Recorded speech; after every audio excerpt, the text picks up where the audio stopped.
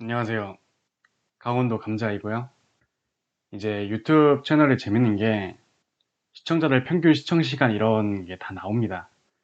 그동안 20분, 25분 넘는 강의 모두 평균 시청 시간이 이제 다 합쳐서 5분 20초대로 나오기 때문에 물론 이제 완강을 하시는 분들도 있고 잠깐 들어왔다가 오는 사람들의 평균도 합쳐졌겠지만 이걸 보면서도 이제 강의 시간을 조금 줄여야겠다. 내용을 줄인다기보다는 이제 좀 길어지면은 같은 주제여도 상하로 나누던가 아니면 좀 해야겠다 이런 생각이 들었고요.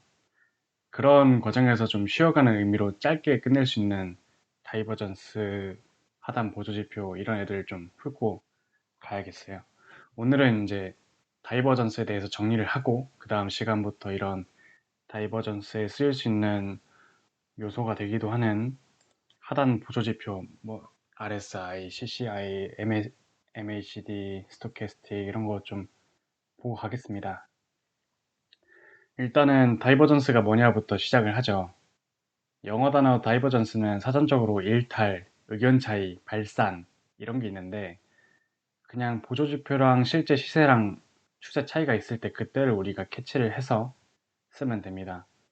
바로 핵심적인 내용으로 들어간다면 원래는 그리면서 이렇게 설명을 했던 부분인데 제가 아까 한번 찍고 왔는데 시간이 너무 좀 길어지는 것 같아서 그 아까 그랬던 거를 그냥 냅뒀어요. 그래서 다시 찍고 있고 보면은 이렇게 일반, 과장된 다이버전스, 히든 다이버전스로 나뉘어져 있고 하나씩 보면 일반 다이버전스 중에서도 상승 다이버전스는 이렇게 가격 같은 경우는 저점을 갱신하면서 시세의 저점이 하락하는 형태인데 밑에 보조지표 같은 경우는 지표의 저점은 상승하는 형태가 이제 일반 상승 다이버전스가 되고요. 그다음에 하락 다이버전스는 고점을 갱신하면서 올라가는데 반해서 지표의 고점은 이렇게 하락하는 모습을 보여주는 게 일반 하락 다이버전스입니다. 이런 다이버전스는 왜 생기는가에 대해서 설명을 드리면 추세는 항상 한 방향으로만 진행되는 게 아니잖아요. 당연히 추세는 변하기도 하고 이 추세가 움직이는 지속 중에 이 움직임이 둔해지면 각종 지표들 같은 경우는 실제 추세보다 빠르게 이 변곡 분응에서 좀 반응을 하게 되어 있어요. 그래서 실생활을 조금 예로 들면은 내가 일정 속도로 달려가는데 아주 엄청 센 바람이 내 반대 방향으로 계속 작용을 하면서 그 바람이 세진다고 가정을 해봅시다. 그러면은 저는 달리다가 점점점 느려지게 되고 그 바람이 아주 세지면 저는 뒤로 갈 수도 있어요. 그 제가 뒤로 가기 전에 점점점 느려지는 그 시점을 이제 지표들이 캐치하는 시점이라고 생각을 하면 되겠습니다. 그러니까 일반 하락 다이버전스를 예로 들면은 이렇게 저는 계속 앞으로 가는데 제가 반대로 힘을 받으면서 제 속도가 점점 느려지니까 이 추세 지표들이 저를 못 따라오는 가격은 상승을 했는데 상승 추세는 둔화된 느낌.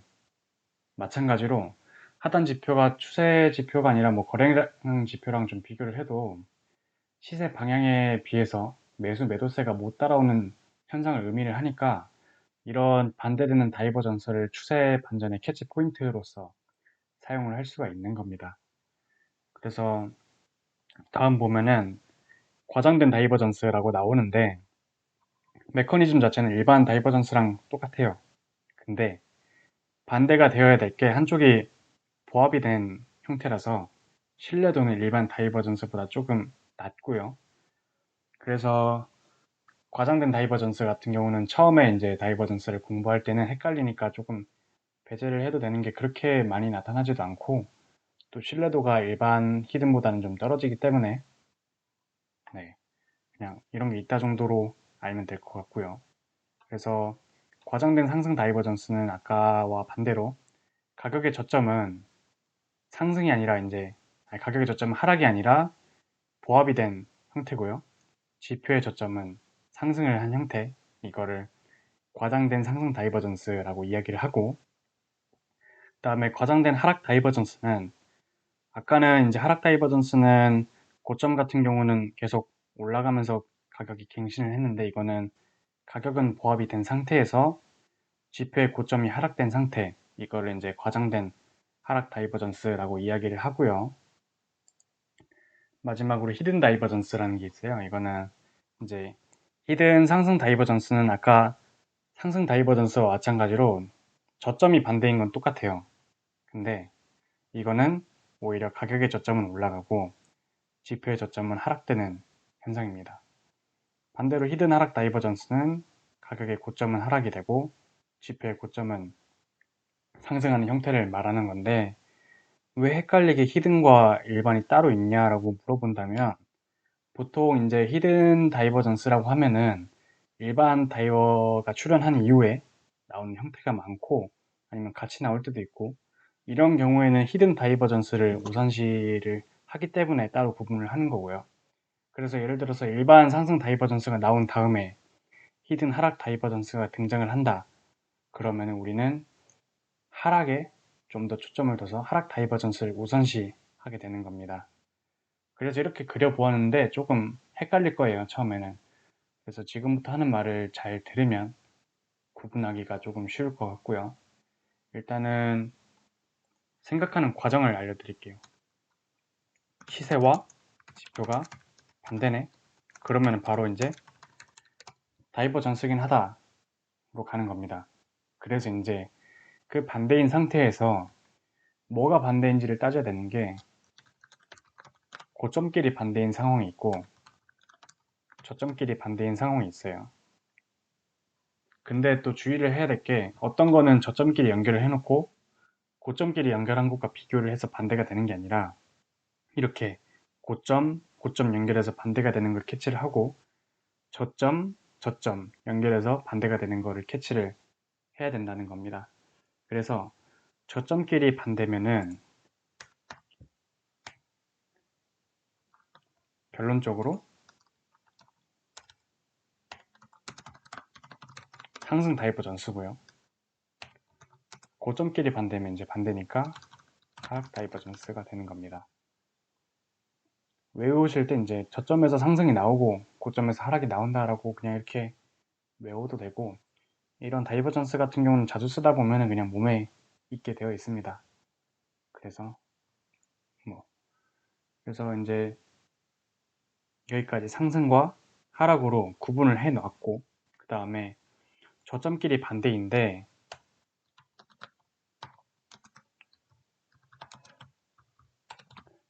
이 저점끼리 반대인 상황에서 지표의 저점이 상승한다.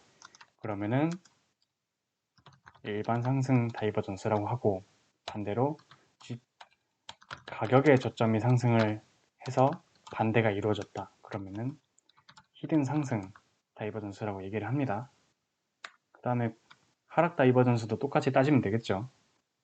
보면은 지표의 고점이 하락하면은 일반 하락 다이버전스가 되겠고, 가격의 고점이 하락이 되고 지표랑 반대가 되면은 히든 하락 다이버전스가 되는 겁니다.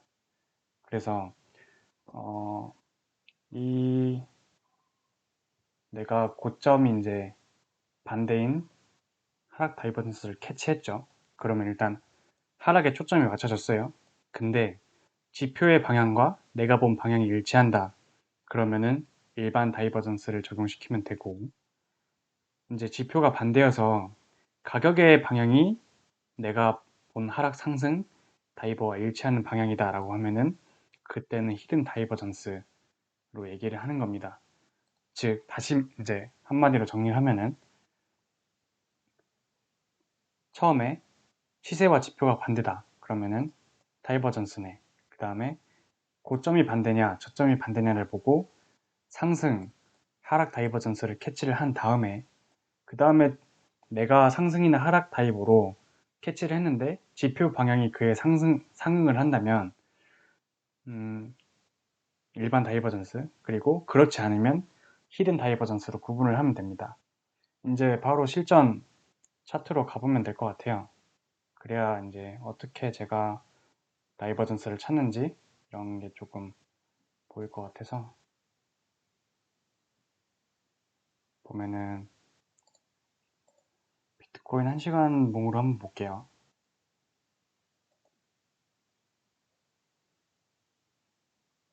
지표는 RSI 세워두었고요. 일단 여기서 딱 보이는 게 가장 최근에 이제 1시간 봉에서 나왔던 게 이렇게 가격의 저점은 내려갔는데 반대로 뭐가 보여요? 지표의 저점을 연결했더니 지표의 저점은 상승을 했어요. 그러면은 아까 말한 대로 가격과 지표의 방향은 반대인데 저점이 반대네? 상승 다이버전스. 그리고 나는 상승을 봤는데 지표도 상승을 하네? 그러면은 일반 상승 다이버전스로 이제 컨펌을 해서 보면 이제 이 이후에 조금 저점을 찍고 비트가 회복된 모습을 보여주고 있습니다. 그 다음에 이제 또 보이는 게 여기 고점 일정하죠? 보합된 상태. 그 다음에 고점이 내려갔어요. 그럼 이제 이걸 아까 일반 하락 다이버전스와 조금 비슷한 과장된 하락 다이버전스라고 이야기를 하면 되는 겁니다. 그래서 이 이후에 어떻게 됐어요? 비트가 조금 시들시들한 상황이고요. 그 다음에 이제 봐야 될 게 또 보이는 게 뭐가 있냐. 보면은 뭐 이렇게 그 다음에 이렇게 보시면은 가격의 저점은 내려갔고 지표의 저점은 올라갔고 아까 말한 이 상황과 같은 일반 상승 다이버전스인데 가격은 네, 비실비실하죠. 이제 왜인지를 찾아볼 거예요. 그러면은 이 안에서도 이렇게 고점은 내려갔는데 이렇게